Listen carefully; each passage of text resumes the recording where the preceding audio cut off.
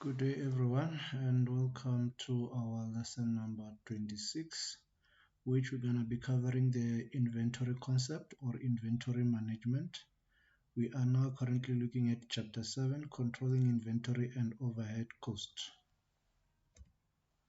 So under today's lesson we're going to be covering page 275 to 287 of your Finance in Media textbook, 4th edition. Please, for more understanding of the concept, please watch the YouTube recording which the link have been attached to this current presentation. And I will also be mentioning some of the activities that you guys have to cover during this lesson or after the lesson that you have to go through so that you gain more understanding in terms of the practice and the application of the theory that we're going to be covering in this lesson.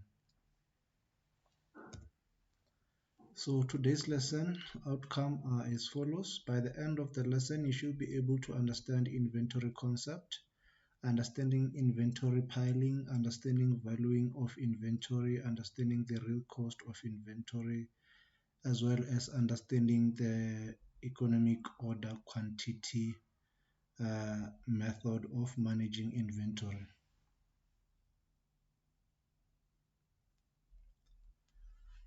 So as we've already covered that inventories are products that you actually get to sell or are those kind of products that you use for manufacturing purpose, depending on which one you are actually looking at in terms of your company. So if you are producing a product, so your product will be an inventory as well as the material that are also being used to produce the product will also form part of inventory. And in case where you're only buying and selling, we're only going to have one type of inventory, which is going to be the product that you purchase and then sell to your customers. So here it says inventory refers to an item which had been purchased with an intention of selling them for profit. So inventory consists of three items, which are direct material, also known as raw material, work in progress, also known as incomplete product, as well as finished good, also known as completed products or completed goods. So these are three types of raw material that you can actually deal with in a business environment. And then we also have got the concept of inventory piling. So inventory piling, I've got a number of sub-terminologies that are associated with the terminology of inventory piling. So here it says that inventory piling occurs when you store the stock that is not being used or sold, thus taking up the space in the shelf. So in most cases, we might say that there is a bit of stockpiling. Normally, when you actually acquire more, when you acquire one product more than when you acquire the other one. So meaning that there is one that you tend to buy more and that product does not get to move during the time of sales. It just gets to sit there and you're always acquiring that product more than the one that is actually moving. So in that case, we're gonna say that you are actually having what you call inventory piling. So you're overstocking and understocking one product. So that's gonna be piling of inventory. So in terms of terminologies that gets to be associated with inventory piling, we've got normal inventories, and those are inventory that you use for production or that you know that you are going to sell them. And we've got buffer inventory, inventories that are already in progress or that are going to be in line to be used. And then also I've got safety inventory. This is the inventory that you hold in case something actually happen. And then you also have got speculative inventory, to say that speculative inventory relate to the one that you buy, assuming that you might run in a financial crisis in the next coming period. So let's just buy those so that in case when we run out in terms of financial problems, therefore we will be covered in terms of having enough inventory on stock. And then you also have got inventory in transit, which is the inventory that is coming in between your warehouse to your retail shop where you're actually selling the product, or from the manufacturer to your place. And then also have got overstocking, where you actually buy more inventory than what you're supposed to actually buy. And then also have got understocking, buying less than what you're supposed to buy. And then also have got average inventory, holding just only certain number of inventory that will be able to meet the demand. And then we also have got maximum inventory, which relate to the number of inventory that you can hold within the company based on the space available. So in terms of inventory, previously on some of our lesson, I did mention that we have got two types of accounting system. We've got periodic and perpetual system, where periodic we get to calculate cost of sales at the end of the period, and perpetual we get to calculate cost of sales each and every time we sell our inventory. Our system actually gets to tell us how much of our stock is remaining, as well as how much is our cost of sales. So all of those inventory system will either have to be using the following valuation of inventory. So those one we use them to be able to identify they are there for stock control purpose. And then we also then have valuing method to say how do you value your inventory? How do you determine the cost of your inventory that is remaining in the warehouse or that is remaining in the shop? So that's when we come up with I think there are three or four terminologies, but under this lesson we're only going to focus on two commonly used methods here in South Africa, which is the FIFO, called the first in first out, to say that the first inventory that was bought will be the first to be sold out, and then the last that came in will be the last to go out. And then we also have got the weighted average cost method. So with the weighted average cost method, it doesn't matter what type of inventory you actually get to sell first. As long as there is stock, you will just select from whichever is available next there and then just sell that item. And when it comes to identifying the cost price will be identified differently in the two valuation method. In the first in first out, you are going to identify the cost of your inventory using the price, the original price that you purchased the inventory for. And under weighted average method, you're gonna use an average cost, that you say that from all my stock that I've, for all the cost that I incur to buy this stock, this is the average cost, and that will be used to actually identify or to determine the selling price of the product. So in terms of the first in first out, here it says that first in first out suggests that the unit of inventory that was bought in first will be sold first. This means that goods that are disposed of as soon as possible after it means that goods are disposed as soon as possible after being bought, and the closing inventory will therefore be more likely to reflect the price of the items that were bought closer to the end of the trading period. So I'm just going to make a quick example in terms of the first in first out on how it actually works. So just gonna be working on assumption to say that assume you had an opening inventory of 50 items, which each item was bought at 100 rand. So which means that this is 5,000 in terms of your total cost. And then this month, so this month you went and bought 100 items. Each item was bought at 110. So that I'll need my calculator just to make sure that I write the right amount. So that will be 110 multiplied by 100 item. So that will be 11,000. Then you're gonna have your cost being 11,000. And then again, during the month, you bought another 50. Sorry about that.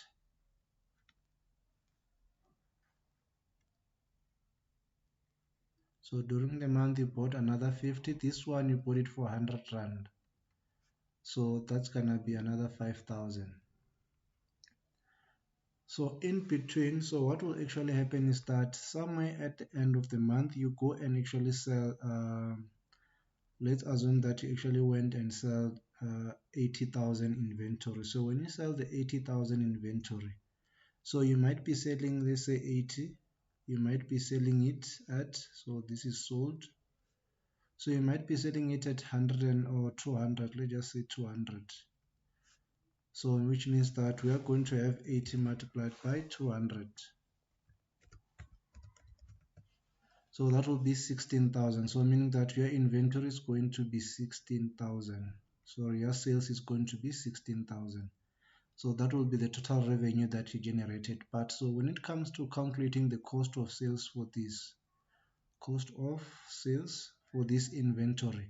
So using the first in, first out. So it means that on the 80,000 units that were sold, we are going to calculate the cost of these units based on the way in which they came in. So meaning that the first unit that came in were 50.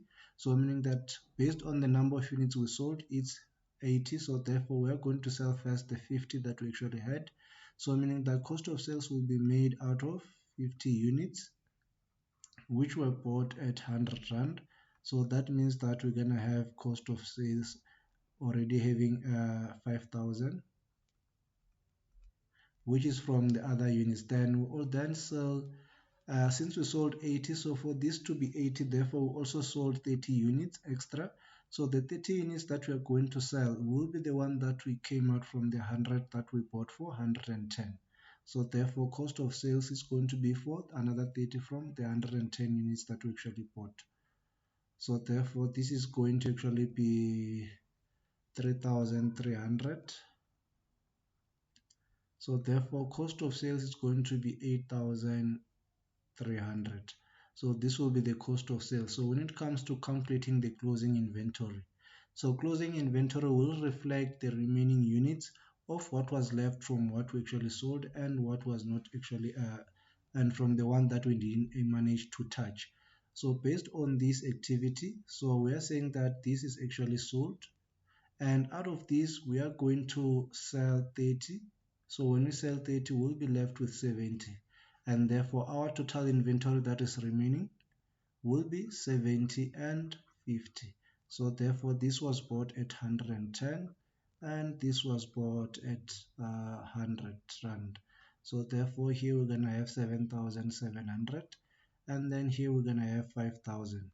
So therefore the remaining value of inventory will actually be 12,700. So this is how FIFO works, which is the first in, first out. Each and every inventory, when it goes out, we calculate its cost of sales based on its original cost price. Unlike weighted average, where we're gonna use an average inventory. And therefore, whichever inventory is remaining, so we get to look under in terms of our inventory system to say that based on the inventory that is remaining, under which purchase was this inventory for. So unlike based on this activity, you can notice that we have got 70 that is remaining coming from the stock that was purchased for 110. So therefore when we value the inventory of 70, therefore we're going to value it based on the price of 110 that we purchased it for, and then the value of the remaining stock of extra 50, also we're going to value it on the value of 100 rand that we actually buy it for. Same applies when we calculate the cost of sales. So we're going to use the same value of the stock price that we actually use to purchase that specific inventory. So this is the method called first in, first out. So it's also, its valuation is different. So when we're using periodic or perpetual, so you're still gonna have to apply all of this. So meaning that on your perpetual inventory system, which actually allocate inventory in terms of when it goes out and prepare the cost of sales. So it's going to be preparing it based on this method. Same applies when you do the periodic, which you prepare it once off at the end of the month. So you're going to still calculate it the following way. And therefore, you're going to have your cost of sales as well as your closing inventory. So let's take a look at weighted average method. So here it says that this method suggests that the unit price of each unit will change when subsequently purchased of the item are made at a price differing from those of prior purchases. So every time a new batch of inventory is purchased, a new weighted average price per unit will be determined, and cost of sales is then determined by the new price per unit, which is the average, and then units. And until a new batch is purchased at a different price, then we're gonna determine the new cost of sales. once those other one are sold as well. So here it says that the average price will then be adjusted to reflect the new weighted average cost price per unit. So an example of this would be to say that assume that we had an opening inventory of 100 units. Each unit was bought at 10 rand, so that means that its value is 1000, and then this is opening, and then during the month we went and purchased another 100. We purchased these at 12 rand, so that we then have an cost of 1200, and then again we then purchase another one. When we purchase this one, we purchase 50. We purchase these at 10 rand, so that will be 500. So this means that our total cost at this stage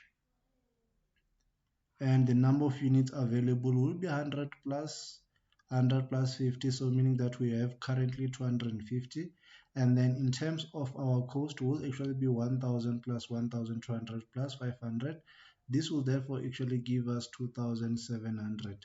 So this will be our total cost. So therefore, in terms of the weighted average cost of a price per unit or cost per unit will actually be 2700 divided by 250.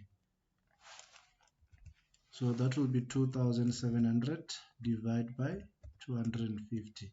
So that will be 10 rand 80 cents. So this means that when I have 10 rand 80 cents. So it means that for each and every item that we're going to sell, if in this case we are going to sell 200 or 150 units, so we are going to sell 150 units. So the cost of sales for this, assuming that each selling price is 20 rand. So this means that sales is going to equal to 150 multiplied by 20. So that's 150 multiplied by 20. That's going to give us 3000.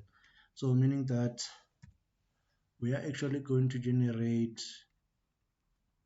3000, and therefore cost of sales under this one is actually going to be equal to 150 units multiplied by 10 rand 8 cents. So we use the average weighted cost to say that this is average price that we paid for all the inventory that is available. So therefore this is actually going to be equals to 150 multiplied by 10.8, giving us 1602 and 20. So therefore we're going to have here 1620, and therefore the remaining inventory, since we had an inventory of 250, we sold 150, we'll be remaining with an inventory of, so this will be our closing inventory, we'll be remaining with 150, which will still be priced at 10 rand 80 cent, which is going to be remaining with 100, sorry, not 150. We have 250 minus the 150, that is 100 remaining at 10 rand 80 cent. So therefore our new closing inventory will be 100 multiplied by 10.8. So therefore it's 1080. So meaning that the value of the remaining inventory therefore becomes 1080. So therefore this is the value of the remaining inventory after on the weighted average cost of capital. Assuming that after this closing inventory we went and buy another inventory of 150, and then that inventory we bought it for 13 rand. So therefore we're gonna have 13 multiplied by 150. This will give us a total value of 1150. 1150. So therefore our new value of 250 inventory that is currently remaining, that is gonna be a new inventory, so its total value will actually be 3020. So this will be the new value. This means that also, because we bought new inventory, we'll still have to calculate the new average price per unit. So therefore the average price per unit will be 3020 divided by 250.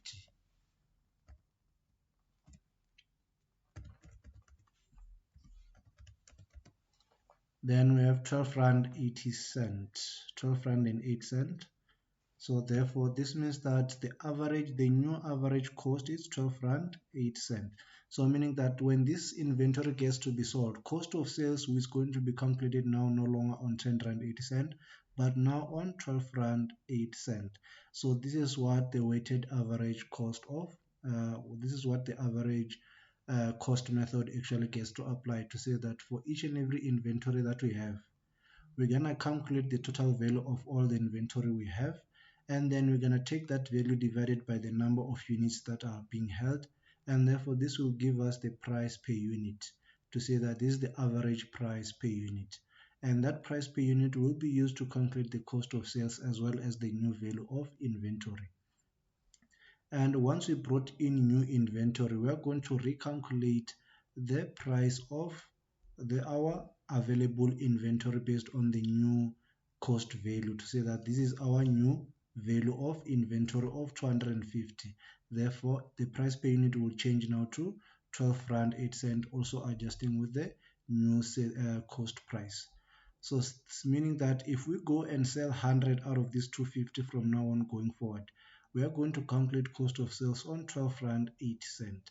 So this is what the weighted average method actually gets to explain, which means that all your cost of sales, your inventory valuation are calculated based on an average inventory price rather than the price you bought them for.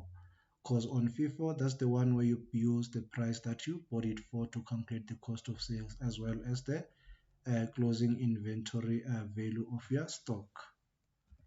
And then we've got activity 7b, which we're going to do it in class. So please make sure that you attend the class so that you get to see how we actually do activity 7b. But we're going to be applying the same application that I just shown you through the explanation of the two concept or the two method, which is the first in first out as well as the weighted average cost method. So when it comes to valuing inventory, one of the other concepts that most people or most business fail to actually account for are the other additional real cost of inventory. We do know that we do purchase inventory, and when we purchase inventory, our purchase cost will include delivery fees, and then will also include any other charges that we are charged. If it's importation duties, will also include importation duties. So that will be our purchase cost. But beside that inventory cost, we still also incur other additional costs such as ordering cost, such as inventory holding cost.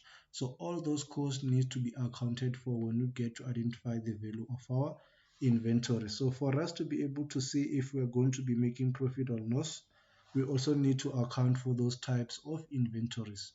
So here on the slides, it reads as follows. It says that entrepreneurs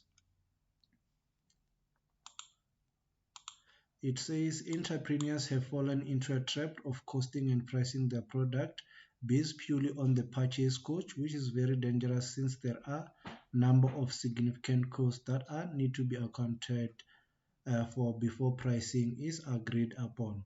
So the categories associated with trading inventory are as follows. So we do have the purchase price, which is what you pay for your inventory, including transportation cost, import duties, custom duties, all of those. So that's referred or classified as your purchasing cost. And then we also have got something called ordering cost. So these are costs that you get to incur while you're trying to actually purchase your inventory. So for example, you're gonna have someone who's gonna be preparing your orders to say that we need to buy the following. So the cost of your administrator. So you're gonna calculate it based on the ordering cost as well as distribution cost. So here it says that ordering cost. These are cost of preparing, issuing, and paying purchase order for receiving and inspecting the items, including included on the order. So these kind of people that work in your company that get to inspect your credit notes, all of those when you receive goods, your delivery notes, and comparing them to your inventory. So we refer them as ordering cost. So you're gonna be calculating that cost based on per order that you actually get. How many times do you actually get to order? So we're gonna have what we call ordering cost. So here it says purchase approval and processing cost also falls into this category of ordering cost. And then we also have got stock out cost. So stock out cost, we also refer this as opportunity cost to say that you have missed an opportunity to generate the following profit. So therefore, the profit that you didn't actually generate, we refer that as an opportunity cost or stock out cost because a customer turned at the door because of no stock available. So here it says that this occurs when the company run out of particular item for which there is a demand. So the company may lose out one or more sales due to the shortfall and is subject to expediting the cost, which includes any additional ordering cost associated transportation cost. So therefore, the opportunity cost of stock out include loss of contribution margin on sale due to the merchandise being unavailable as well as the loss of future sales. So we refer that as the stock cost, stock out cost. And then other type of cost that you can incur while you are having inventory is the quality cost. So this one, it says quality of the product is measured against some predetermined benchmark, and these costs are incurred at a different stage of production cycle. These costs have different effects on the operational efficiency of the firm. And there are four identifiable category of quality cost. We've got the prevention cost, we've got the appraisal cost, we've got internal failure cost, and then we've got external failure cost. So those are all types of cost that will be associated with the quality of the product. So we can either have prevention cost, appraisal cost, internal failure cost, as well as external failure cost. So this will all form part of our inventory valuation. So when it comes to having inventory, so one of the most important concept is being able to identify when are you supposed to actually make an order for your inventory. So this brings us to this next concept called the economic order quantity. So the economic order quantity is a method or a model that is designed to allow you to be able to track or to identify the number of units that you are supposed to buy or order when your inventory reach a reorder point. So we're going to also talk about reorder point at a later stage. But here under the economic order quantity, it says that there are three groups of cost associated with inventory, namely the cost of ordering inventory, cost of holding inventory, and not carrying sufficient inventory. So in broad terms, the right inventory level is the level that minimizes the total of all these three costs. So for you to be able to incur less, you need to be able to identify how much inventory you are supposed to actually buy and how much in what quantity you are supposed to buy. And then this will also determine the number of order you are supposed to make, and therefore it will therefore minimize your cost in terms of ordering cost. So here it says that the economic order is defined as the most cost-effective order size for an item of inventory. And inventory costs are minimized when the size of an order is such that the cost of ordering equals to the cost of carrying that specific quantity of inventory. So as the ordering quantity increase, the carrying cost increase, but the ordering cost decreases. So what we are trying to achieve is that we order the right quantity so that the carrying cost remain constant as well as the ordering cost remain constant, and we get to minimize the ordering cost. So that is what the economic order quantity actually gets to identify. So the formula to calculate the number of units that you're supposed to purchase or the number of units that you're supposed to order will be the economic order quantity is equals to the square root of 2 multiplied by the total demand for the period multiplied by the cost per order divided by the holding cost per unit. all of this will actually give you the number of units you're supposed to order. So the first important thing that you need to do is make sure that you understand your annual demand, or you understand the demand for the period. And once you identify the demand for the period, you also need to identify the cost per order. How much do you incur each and every time you actually get to place an order? And then you're also going to calculate the holding cost per unit. So this will be the storage cost. So most of the time, if you're working with manufacturing companies, they get to pay storage based per square meter, to say that under this warehouse you are going to rent a warehouse, and when you rent a warehouse they are going to charge you per square meter that you are going to use. So that will be the holding cost per unit, to say that if you are going to store one item, your one item will actually cost you this much because it will consume the following space. So that will be the holding cost per unit. So this formula, all of it can be summarized to say that the economic order quantity is equal to the square root of 2 multiplied by D, where D represent the demand, O represent the cost per order, and H represent the holding cost per unit.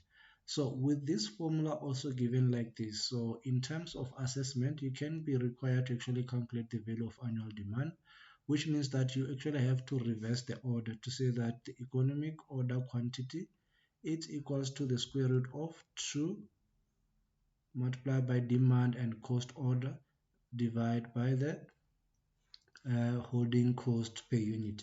So therefore, to reverse all of this, you will actually have to cancel the square root by actually multiplying both sides with an exponential of 2. So this means that this side, our economic order quantity, will be squared, and therefore this side we're going to have a square root of 2 do over h to the power of 2. So this means that since the square root represents 1 out of 2, 1 out of 2 multiplied by 2, it will actually give you 1. So therefore this side will cancel the square root, and therefore this side we're going to have our economic order quantity squared equals to 2 multiplied by the demand multiplied by the order quantity, all of this divide by h. Therefore, once you do this and do the cross multiplication, therefore you're going to have economic order quantity squared multiplied by h, it's equals to 2d, which means that then for you to cancel your 0, sorry, not your 0, your order cost. So therefore you are going to divide the economic order quantity squared multiplied by h, both of them by the order cost. Therefore this will leave you with equal to 2 multiplied by demand, and therefore to cancel this means that everything will therefore be multiplied by this side by 1 out of 2, which is going to be economic order quantity squared multiplied by h divide by order cost. This will give you the demand. So this could be the formula that you are going to use to actually calculate the demand if you are requested to calculate the demand when the economic order quantity is actually given. So you actually need to be able to reverse all of this. You can either be looking for demand, you can either be looking for ordering cost, or you can be looking for holding cost per unit. So whichever you are looking for, therefore you're going to work out the formula to make H the subject of the formula. We have covered this under one of our topics where we get to learn how to actually make one subject of the formula. So this is something that you can actually do. So in terms of the economic order quantity, this is the formula. So let's try and look at the solution or an activity that will assist us to put this into application. So here we've got an example to say you have got company called Jamieson. Jamieson Pty Ltd manufacture a single product and purchases one of its raw material from an outside supplier. The material costs 18 Rand per unit. The organization requires 200 units per year. The holding cost of the product is 2 Rand per unit, and the ordering cost is 50 Rand per order. So let's calculate the economic order quantity. So the economic order quantity will be the square root of 2 multiplied by the annual demand, which is 20,000, multiplied by the ordering cost, which is 50 rand, divide by the holding cost per period, which is holding cost per unit, which is going to be 2 rand per unit. Therefore, our total economic order, it means that we need to order 1,000 units. For each and every order that we are going to make, we need to make sure that it have got 1,000 units. And therefore, to identify the numbers of order we are going to make, numbers of orders will actually be annual demand, or will be the demand divided by the economic order quantity. So it's either the annual demand or just the demand divided by the economic order quantity, which in this case is 20,000 units, divided by economic order quantity units, which is 1,000. Therefore, we're actually going to have 20. I believe here we're going to have 20,000 divided by 1,000. So therefore, we are going to make 20 orders in a financial year. So these are the numbers of order that we are going to make. So therefore, the total cost of ordering, total cost of order will actually be 20 multiplied by 50. So therefore, 20 multiplied by 50, this is gonna give us 1,000 if I'm not mistaken.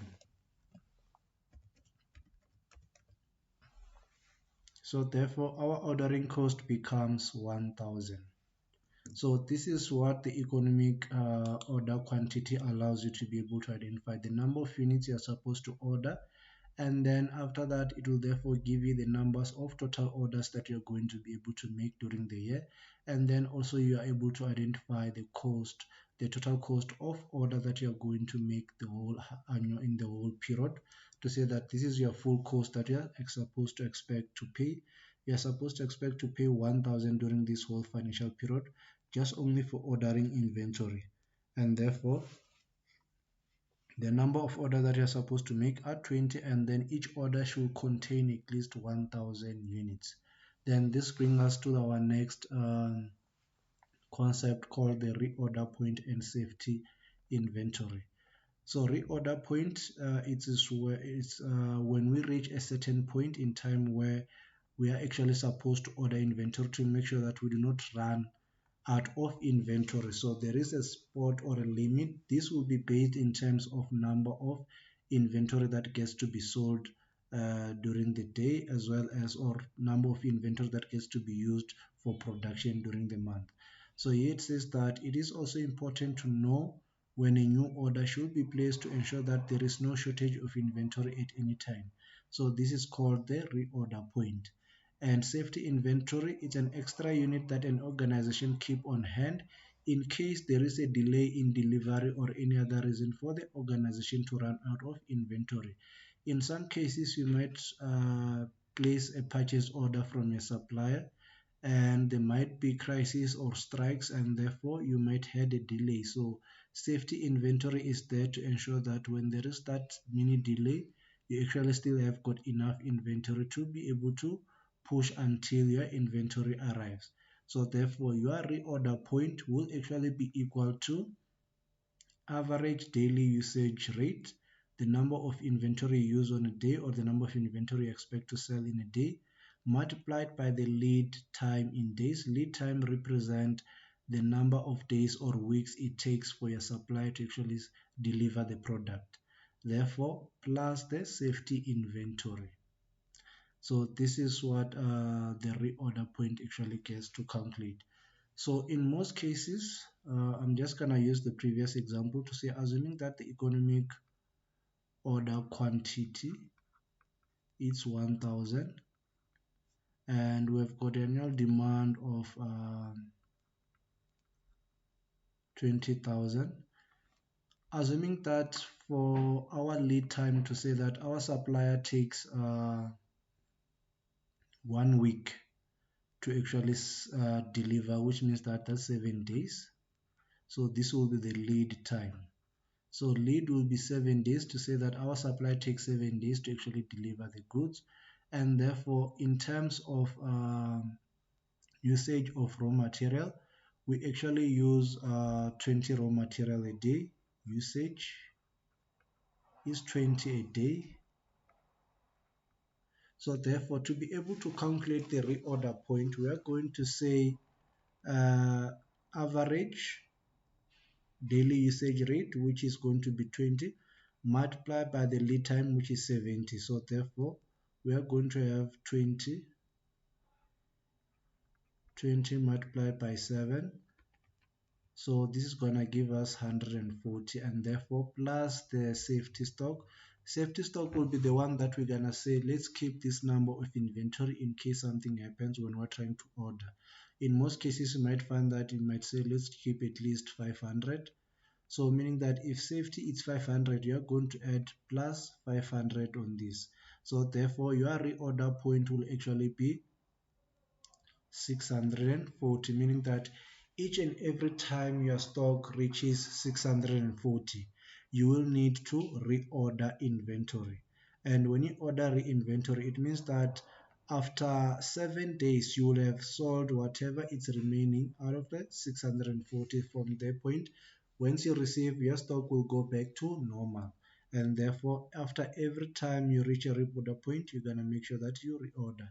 So this is on your textbook, I think on page 289. So we're also gonna do an activity based on this using your textbook during the class period. So one of the assumption about the economic order quantity is that your ordering cost remains constant. It doesn't change during this whole year. And then the rate of demand, it is known and spread evenly throughout the year to say that this is the number of units we're going to sell, or this is the number of raw material we're going to need during this whole period to produce this following product. And then also the lead time is assumed to be constant to say that the time frame your supplier takes to deliver a product will remain the same during out the whole financial period. And then we also assume that the purchase price of the item is constant and no discount will be allowed. And also the replenishment is made instantly and the whole batch is delivered at once. So only one product is involved. So meaning that if you're having multiple product, you will actually have to prepare an economic order quantity for each and every specific product. And you're gonna always assume that the cost to remain constant, as well as the demand will always be there and will remain constant. Therefore, this will be able to then identify what is your economic order quantity, what are the number of units that you are supposed to order each and every time you place an order. And therefore, this will also then determine the number of order you are supposed to make during a whole financial period. So here it is saying we should actually do activity 7D.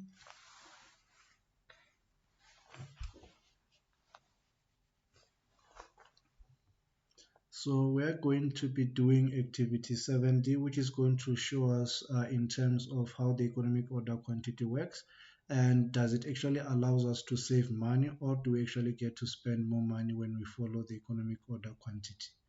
So I'm just going to read on the book. So I hope you have got your book open on page 288. So activity 7D reads as followed. It says Dubeha Ltd currently purchase a particular item in lots of 1,250.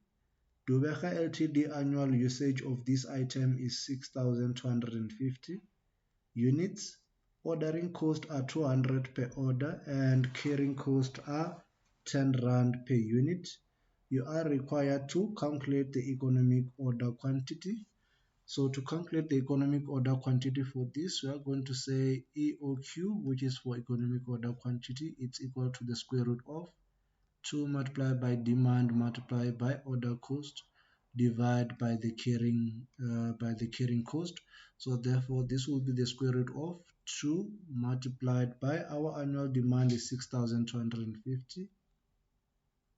Our ordering cost is actually 200, so we're going to multiply this by 200, and therefore we're going to divide this by our carrying cost.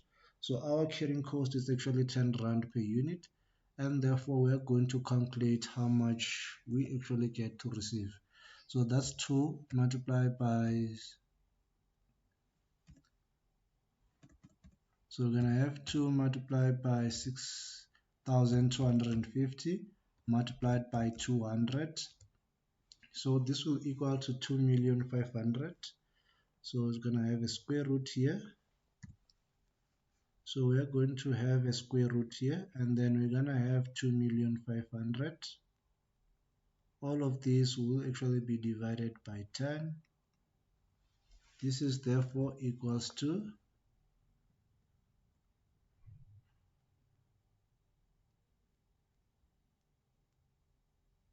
2,500,000 divided by 10.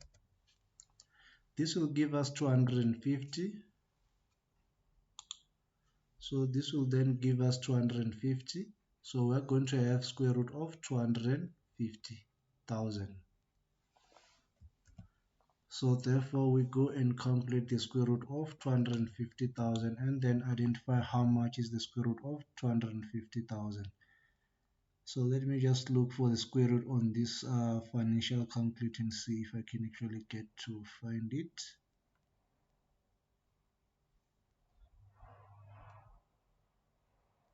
Okay, where's the square root?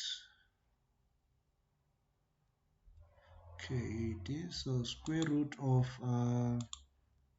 it's going to be 500. So square root of 250,000, it's going to be 500. So therefore our economic order quantity says that we need to actually order 500 units. So these are the number of units that we are supposed to order. So this means that the total order that we are going to make under this case, since we are actually supposed to order 500 units per order, so therefore we are going to have an annual demand of 6,250 divided by 500.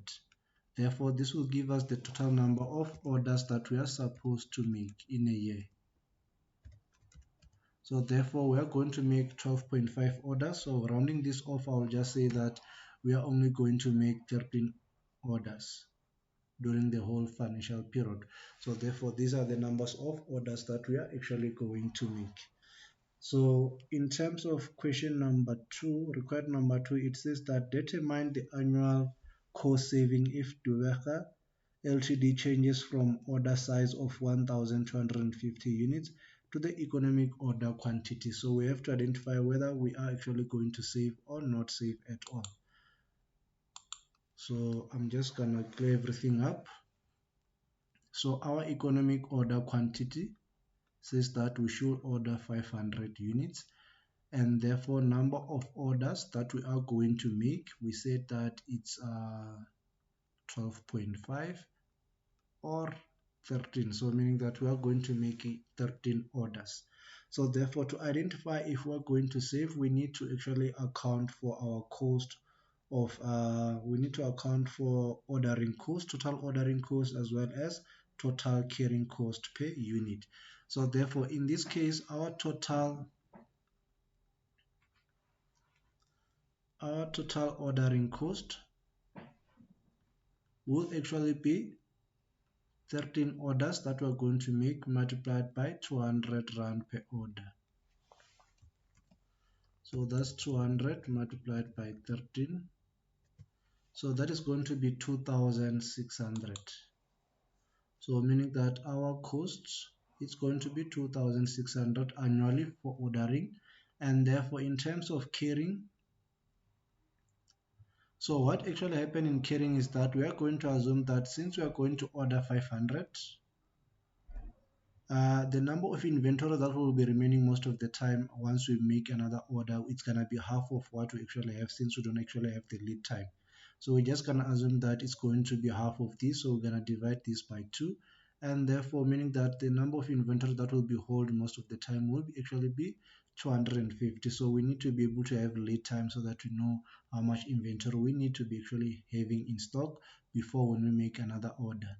So in this case, since we're not given, so we're going to assume an average of 250 to say that we are going to actually hold 250 and make an order at a stage of 250, meaning that the average inventory that we're going to have in stock will always be 250, and therefore the cost of carrying this 250 will be 250 multiplied by carrying cost per unit, which is 10 rand. So therefore this is actually going to be 2500. So therefore in total, based on the economic order, the total cost will actually be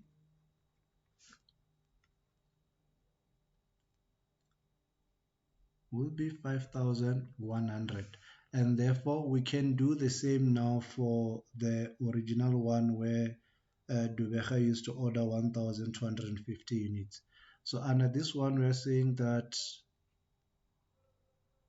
their economic or their order quantity is actually 1,250. Their annual demand is 6,250. So let's identify first the number of orders that they are supposed to make annually. So therefore, there's going to be 6,250 divided by 1,250. So they are going to make 5 orders.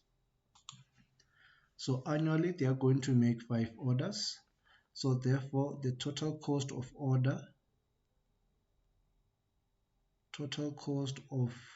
ordering, it's going to be 5 multiplied by 200.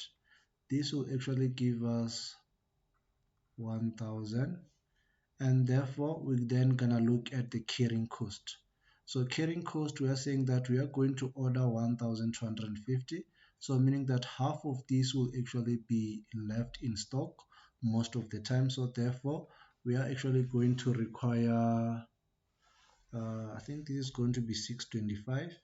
So 625 will be the remaining inventory each and every time we make a purchase order, and by the time inventory arrive, we're gonna be having 1250 exactly, because we'll be running at 0, and therefore we're gonna sell another 625 and still be left with 625 and make another order.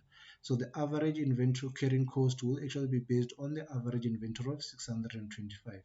So therefore that will be 625 multiplied by 10, 625 multiplied by 10. This will give us 6,250. This will give us 6,250. So therefore the total cost when we are ordering 1,250 will actually be 7,250. So therefore our savings will be, when we're using economic order quantity, our cost is actually 5,100, and therefore when we're using the ordinary quantity, we are going to incur 7,250. Therefore, how much is our saving? So our saving will be 7,250 minus 5,100. So that will be 2,150. So it means that based on the economic order quantity, if we follow the economic order quantity, we're gonna incur 5,100 in terms of the total cost of holding inventory, and then based on the annual basis, and therefore based on the ordinary quantity where we get to order 1,250, we get to incur more carrying cost than the ordering cost. Our ordering cost is at minimum, but our carrying cost is very high. That leads to our total cost being 7,250.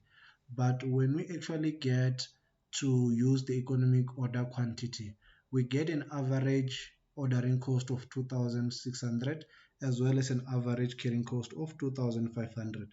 So this gives us the total cost of 5,100. Therefore, we end up saving how much? 2,150, which is our total savings. So therefore, it will advise that the company actually get to use the economic order quantity, because they will actually get to save from spending extra 2,150 because of higher carrying cost if they order 1,250 units. And then the last question says, Assume that the supplier offer a discount of 2 rand per unit of the purchase price of order, 2 rand per unit discount of the purchase price of order are placed in a lot of 625 units or more. What action would you recommend? So under this one, we are assuming that to say that the economic order quantity here seems to be best, but this time the supplier is saying that you cannot order, if you order anything from 625, for example, we order 625 units instead of 500, we'll give you 2 rand discount per each and every order that you're going to make. So therefore, calculate whether you should actually get to accept this or not accept it.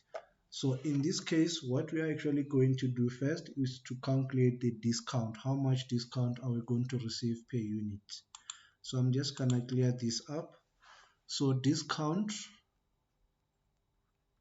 is going to be 6,250 unit multiplied by 2 rand, since we are going to be receiving a discount of 2 rand per unit if we are going to be making an order.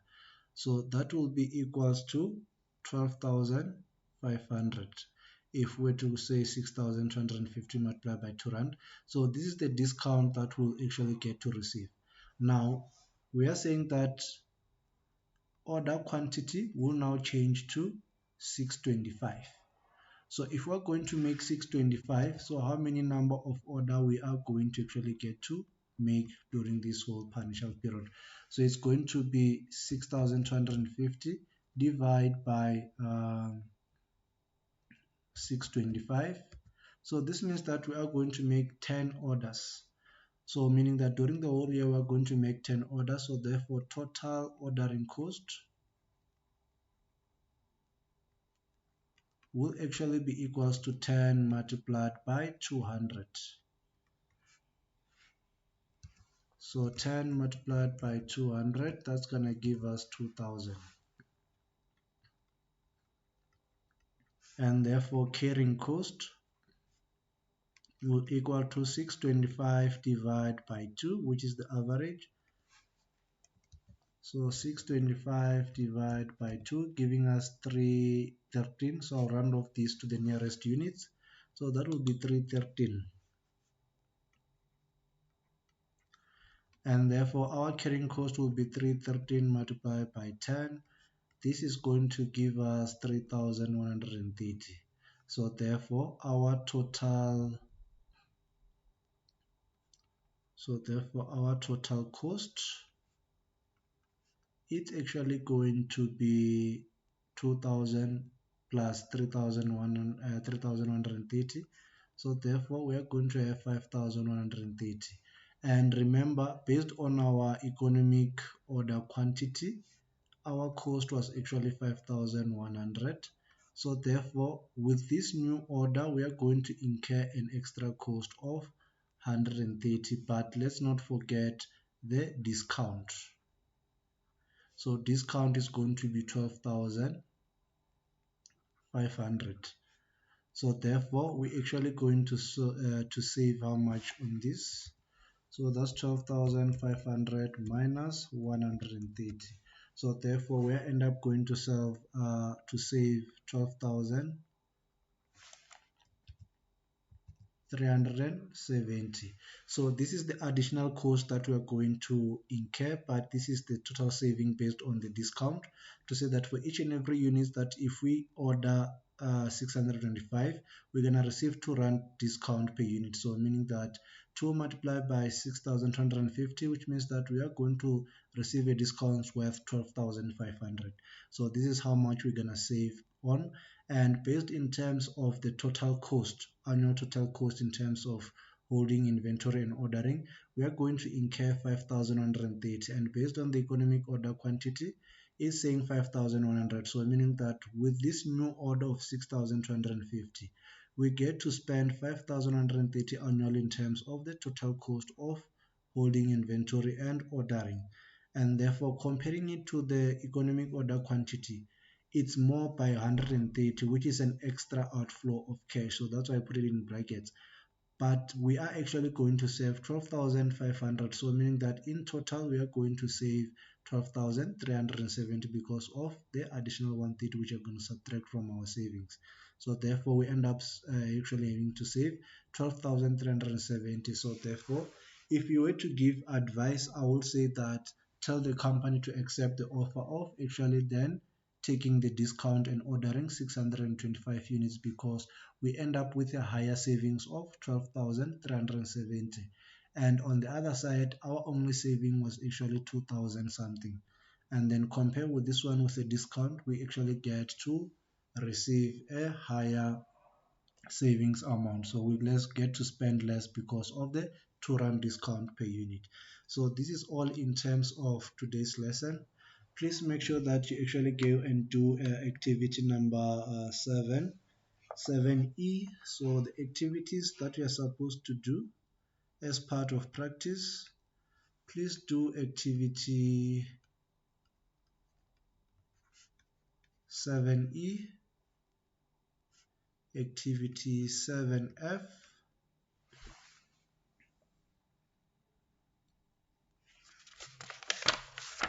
just want to see if there are other units that we can actually get to include.